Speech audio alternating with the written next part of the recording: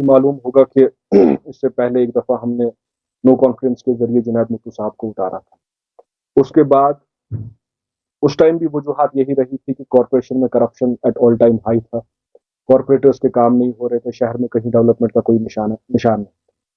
मगर उसके बाद उन्होंने कॉरपोरेटर से माफी मांगी, हमें यकीन दिलाया कि शहर में एक नए तर्ज पे काम शुरू होगा, और हमने बखूबी उनका साथ दिया। मैं खुद एग्जीक्यूटिव कमेटी का मेंबर बना इलेक्शन होने के बाद। मगर आज जो कॉरपोरेशन की हालात है वो पहले से भी बदतर है।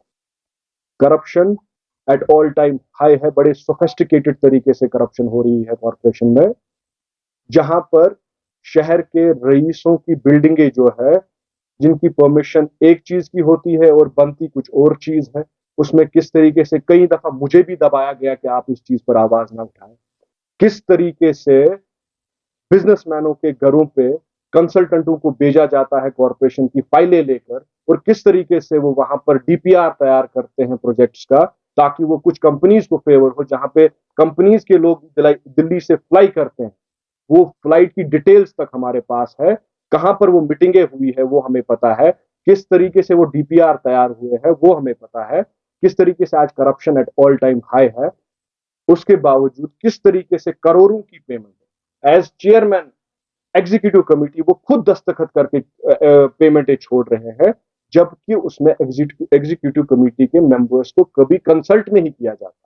बदकिस्मती की बात है कि एग्जीक्यूटिव कमेटी को बनाया गया, उसकी टर्म भी कंप्लीट हो, 1 साल उसका टर्म भी कंप्लीट हुआ, और उस 1 साल के टर्म में उसकी मीटिंग खाली 2 दफा बुलाई।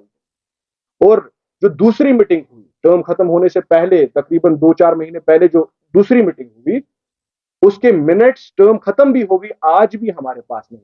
टर्म खत्म हो गई है, मेंबर्स को रिटायर करना था, दोबारा इलेक्शन करने थे, वो तक नहीं किया, ताकि ये जो चोरियां हो रही है इन पर पर्दापोशी हो, ये कभी बाहर ना आ सके। एलजी साहब से झूठ बताया जा रहा है, उनके नाम को घसीटा जा रहा है, धमकियां दी जाती है कि जो मेरे खिलाफ जाएगा, फलानी सीआईडी का फलानी अफसर उसके साथ ऐसा करेगा, फलानी एडमिनिस्ट्रेशन का फलानी अफसर उसके साथ ऐसा करेगा। बाज़ाब्ता मेयर साहब कहते हैं, वो कहते हैं कि I am in touch with the LG down to the WhatsApp level. जो मेरे खिलाफ जाएगा, जो इन चीजों पर आवाज उठाएगा, जनाब वो रहेगा नहीं फिर श्रीनगर में। ऐसी हालात, ऐसे डर खौफ का माहौल बना गया है कि किसी को बात करने नहीं दी जा रही है। मगर जनाब हम डरने वाले नहीं है। आप जो ये चोरियां कर रहे हैं, इनको हम नंगा करेंगे। हमें मालूम है कि वो पुलिस के अफसर, हम उनको जानते हैं, सीआईडी के वो अफसर हम भी उनको जानते हैं, हम एलजी साहब को भी जानते हैं। हमको पता है कि उनका दूर दूर तक इस चीज से कोई वास्ता नहीं है। आप उनके नाम को जलील कर रहे हैं, आप एडमिनिस्ट्रेशन को जलील कर रहे हैं, आप अपने जाती मुफादों के लिए उनको जलील कर रहे हैं। आज बड़ी बदकिस्मती देख लीजिए, जिस शहर में स्मार्ट सिटी के दावे होते हैं, डेवलपमेंट के दावे होते हैं, उसका डेवलपमेंटल प्लान बनता है, एक्शन प्लान बनता है, मैग्नेमाइजेशन प्लान बनता है, without the consent of the executive committee बन जाता है, गवर्नमेंट को सबमिट तक हो जाता है, और एग्जीक्यूटिव कमेटी के मेंबर्स को उसकी बनक तक नहीं होती है, कॉर्पोरेटर्स को उसकी बनक तक नहीं होती है। ये सिर्फ इसलिए किया जाता है कि मखसूस पार्टी के कुछ लोगों को अकोमोडेट किया जाए। इस चीज को हम मिनवान रद्द करते हैं, इस चीज को हम कबूल नहीं कर सकते। शहर के हर किसी वार्ड में इक्वल डेवलपमेंट होनी चाहिए। शहर का एक एक बाशिंदा डेवलपमेंट का हकदार है।